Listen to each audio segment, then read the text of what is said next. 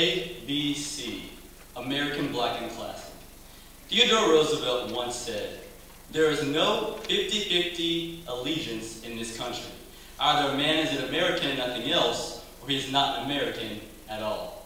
When I think of America, I think back to Ellis Island, when the influx of immigrants landed on American soil and said, "I am home."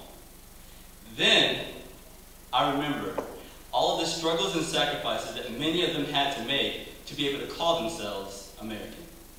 Today I'll explore being American Black and Classic equals to a life that was built off achievement, believability, and above all, courage. I will accomplish this by reviewing my privileges as an American, exploring the challenges of being a black male, and finally, the classical values that we need in order to succeed as a nation. My country, 'tis of thee, sweet land of liberty, of thee I sing.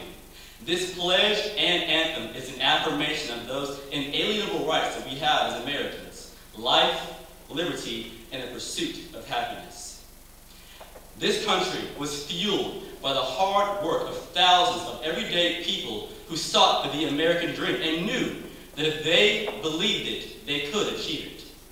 As Americans, we have these rights at our fingertips, available to us, but they come with a cost. Exceptional leaders such as Abraham Lincoln, Susan B. Anthony, and Booker T. Washington, all, despite their differences, each had to make a sacrifice. But in the end, they achieved their goal. How I take advantage of these rights depends largely on my preparation for life's journey and my willingness to achieve greatness. The Civil Rights Movement was a constant struggle of equality for African Americans. Because of my forefathers, I've been granted opportunities which wouldn't have been possible had it not been for their courageous efforts to uphold the U.S. Constitution. In an article by Charles E. Richardson entitled "Back When We Were Negroes," he points out the flaws that we as African Americans see today. For example, back when we were Negroes and still fighting for the right to vote, we couldn't wait to get to the polls. But today, in a city of 47,000 registered, predominantly black voters, only 17,000 attended the polls. But I can stand here and assure you that as a 17-year-old African-American male, I am registered to vote, and I will not fall in that category. The scriptures constantly remind us that we can do all things through Christ, which strengthens us. I can dream big dreams and know that it is all possible. My responsibility, however, is to grab hold of those dreams and nurture an attitude of excellence and never let go when times are hard. But as the acclaimed Reverend Jesse Jackson states, both sweat and tears are salty, but they are written in two totally different concepts. Tears will get you sympathy, but sweat will get you change.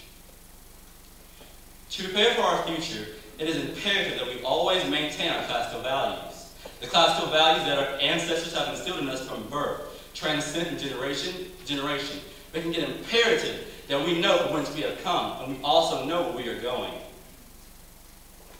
We should know our history and establish a legacy that will stand the test of time and live on.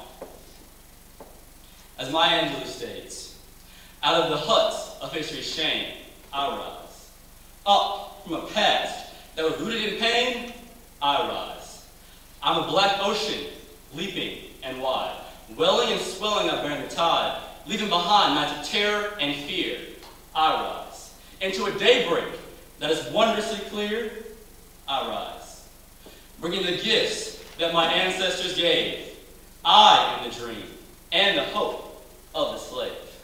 I rise. I rise. I rise. So rise against complacency. Embrace our heritage. Embark on an exploratory journey to be the very best you. Make our forefathers